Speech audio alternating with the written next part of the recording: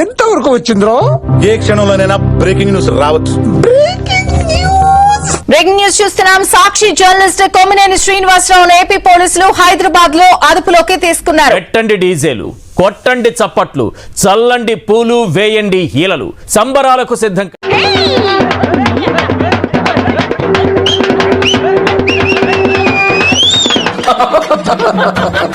ఆయనను ఇక్కడే రోడ్డు మీద కూర్చోబెట్టినటువంటి పరిస్థితి.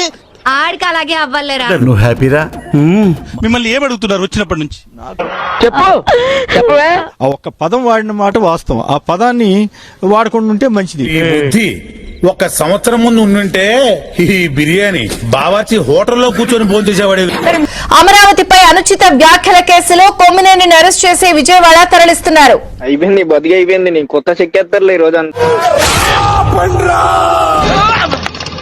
ఊహిస్తేనే భయంకరంగా ఉంది. నేను కూడా వెంటనే వారించాను. అయితే తర్వాత ఇంకా గట్టిగా వారించి ఉండాల్సిందని అన్నారు. ఓకే అనుకున్నాను. కంట్రోల్ ఎవరు సార్? వాడి పాపాను వాడే వాడు చేసిన పాపాలకి నేను పోయేటట్టున్నాను సార్. నిజమే. తర్వాత రోజు పరిగెట్టుకుని దానికోసమే పెట్టి మొత్తం డీటెయిల్డ్ గా క్షమాపణలు చెబుతూ ఆయన నేను ముందుగా వారికి కూడా నా క్షమాపణలు చెబుతున్నాను. చెప్పు తీసుకొని చెప్పు తేజాదాకదన్నాలి. మీ ఇంట్లో మీ ఆడవాళ్ళు అంతేనా? నీకు వద్దన్నావు అమ్మా, నువ్వెక్కడ దొరికావే నాకు? అది చేసినటువంటి వ్యక్తి సాక్షికి ఎటువంటి సంబంధం లేదు. అస్సలు సంబంధం లేదు. సాక్షికి సంబంధం లేదు. సాక్షి మనకి మీడియాకి సంబంధం లేదు. చూడు ప్రభు హరి రామ్ కృష్ణ రాధం జగన్మోహన్ రెడ్డి నేను ఇలా బుక్ అయిపోతా కల్లో కూడా ఆడుకోలేదు.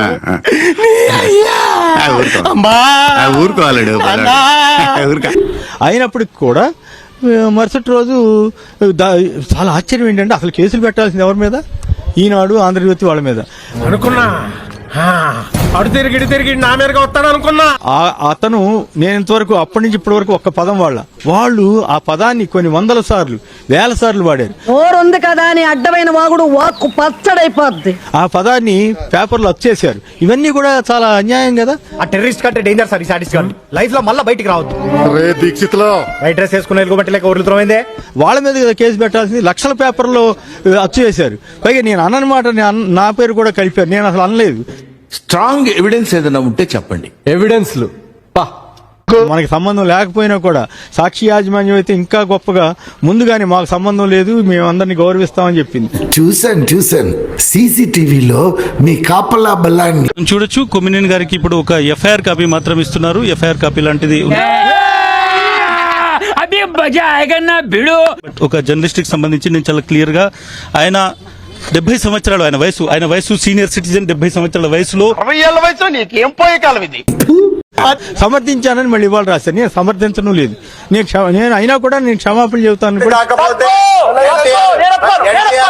తోటి జగన్ గారికి ఏదో ఇబ్బంది వచ్చేస్తుంది, ఇలా జగన్ గారిని అప్రెస్ట్ పాలు చేయాలనే దురుద్దేశంతో గొప్ప సిద్ధాంతి, ఈడో గొప్ప యాదాంతి. ఆయనను ఇంటి లోపలికి అలో చేయలేదు అనేటువంటిది ఆయన చెప్తున్నటువంటి మాట. నన్ను ఎఫ్ఐఆర్ ను చూపెట్టి తీసుకెళ్తున్నారు. అంటే ఎఫ్ఐఆర్ సంబంధించి మాత్రం ఎఫ్ఐఆర్ చూపెట్టి తీసుకెళ్తున్నటువంటి సిచ్యువేషన్. నువ్వెవడరా మధ్యలో? అసలు నువ్వెవడేరా మధ్యలో? చూపెట్టి మిమ్మల్ని తీసుకెళ్తున్నారు. ఏం చెప్తారు సార్ దీనికి సంబంధించి? ఏం మరి నాకు తెలియదు. ఈ గొడవ ఎఫ్ఐఆర్ ని పెట్టి తీసుకెళ్లొచ్చా, సెర్చ్ వారెంట్ ఉంటుందా, ఏం తెలియదు. మరెందుకురా నీకు? పోలీసు రాజ్యం నడుస్తా ఉంది, కానీ వీరిది కాదు రాజు. వీరు చాలా మర్యాదగానే ఉన్నారు. ఇప్పుడు అలాగే ఉంటదా? చూద్దాంలే. చూడటం కాదండి, మీరు చెయ్యాలంతే. మీరు ట్రై చేస్తారన్నారంటే అది ఓకే అయిపోయిన